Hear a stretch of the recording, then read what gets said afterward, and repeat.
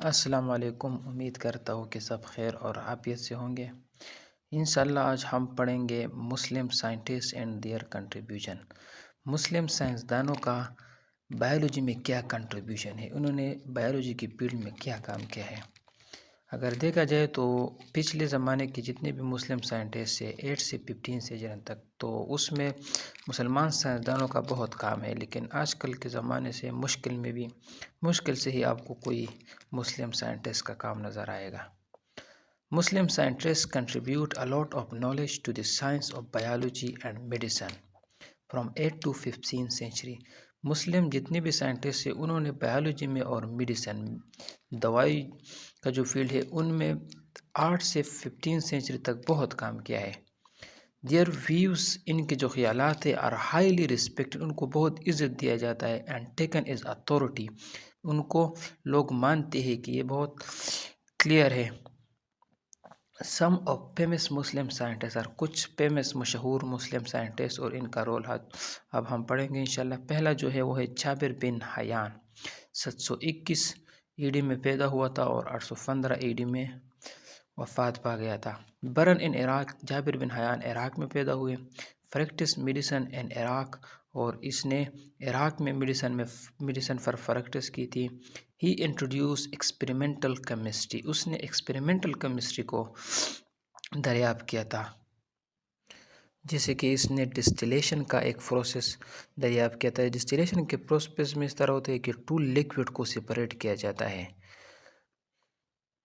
میں نے نیچے لکھا ہے لیکن یہ آپ لوگ کے لیے نہیں ہے، بس صرف آپ اتنا ہی جانو کہ ڈسٹیلیشن اور بھی کئی پروسیس اس نے ڈسکور کیے ہیں۔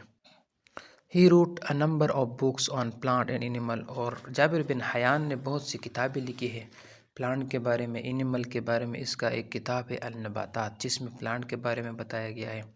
دوسرا ایک کتاب ہے الحیوان، جس میں اینیمل کے بارے میں پڑھا گیا ہے، اور تیسرا جو ہے کتاب الکیمیا، جس میں کیمسٹری کے بارے میں ہم پڑھتے ہیں۔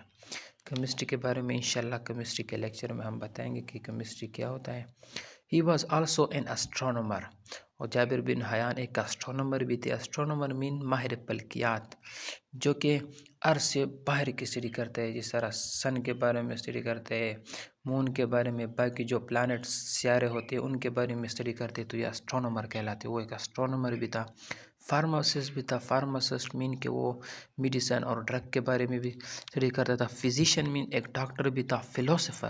فلوسفر وہ کہتا ہے جو اپنے آپ کو جان جائے، مین حقیقت کو جان جائے، وہ نیچر کو کے بارے میں پڑھے۔ اینڈ انجینئر، اور ایک انجینئر بھی تھا۔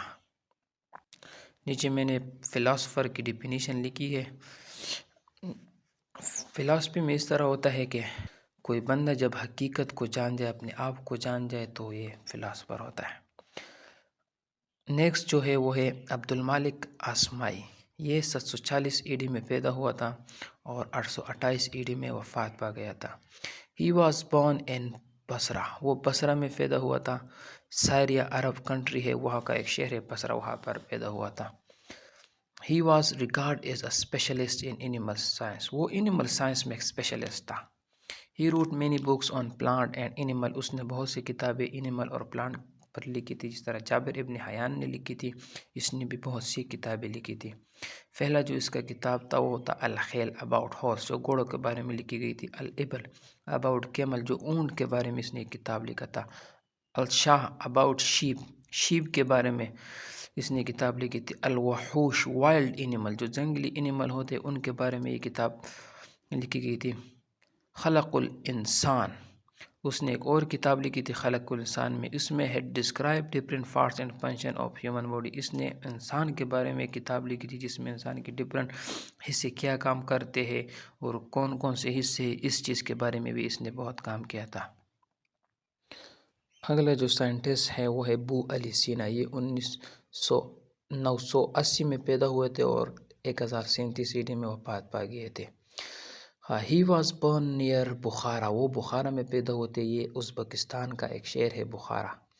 He was among the greatest Muslim scientists، وہ مسلم سائنسدانوں میں ایک گریٹسٹ، بہت بڑے سائنٹسٹ تھے۔ And his most valuable contribution was in the field of medicine، اور ان کا جو سب سے اچھا کام ہے وہ فیلڈ آف میڈیسن میں اس نے کیا تھا۔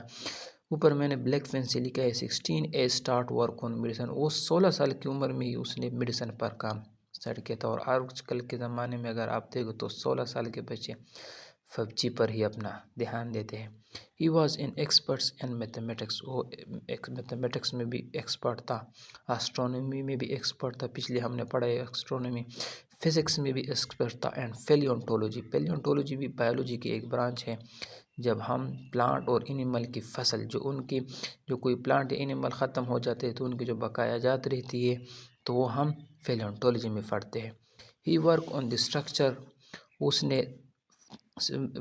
نے آئی کی اسٹرکچر پر اور آئی کی فنکشن, آئی کیا کام کرتی اور ڈیزیز اور آنکھ میں کون کون سی بیماری ہوتی اس کے بارے میں بھی بہت کام کیا تھا. He describe 130 diseases of the eye in his book. اس نے ایک کتاب لکھا تھا اور اس میں تقریباً 130 بیماریاں لکھی تھی آئی کے بارے میں, آنکھ کے بارے میں. ہز بک القانون فی الطب was translated into many European language. اس نے ایک کتاب لکھا تھا القانون فی الطب جس کو یورپ میں بہت سی لینگویجوں میں ان کو کنورٹ کیا گیا تھا, ٹرانسلیٹ کیا گیا تھا, ان کے معنی کو لکھا گیا تھا. اگلا جو سائنٹسٹ ہے جس نے بایولوجی اور میڈیسن میں کام کیا تھا وہ تھا ابو عثمان عمر الجاحظ. He wrote the famous book الحیوان. اس نے ایک مشہور کتاب الحیوان لکھی تھی which describe his own observation on animal.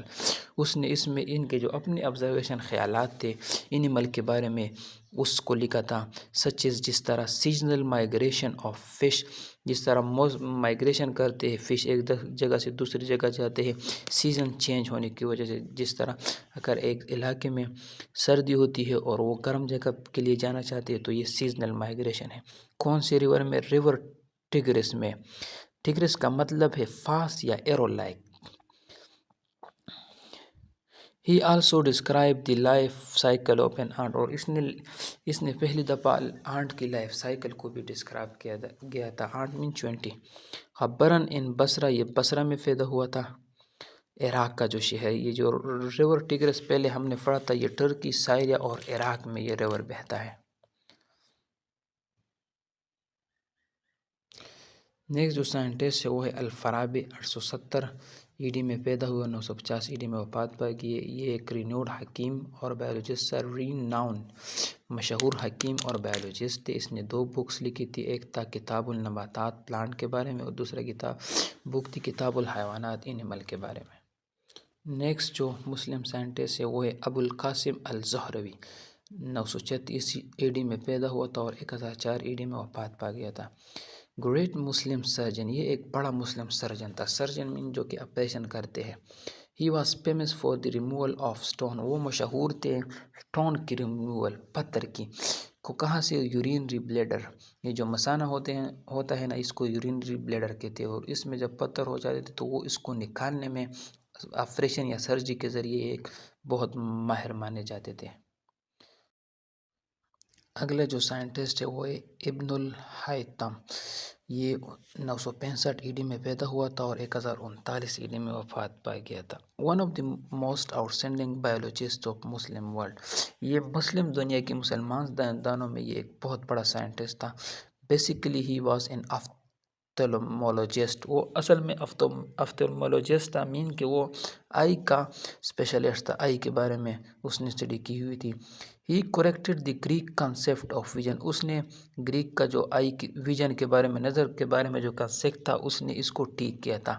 کس طرح کی ٹھیک کیا تھا؟ گریک کا جو کنسیپٹ تھا وہ یہ تھا کہ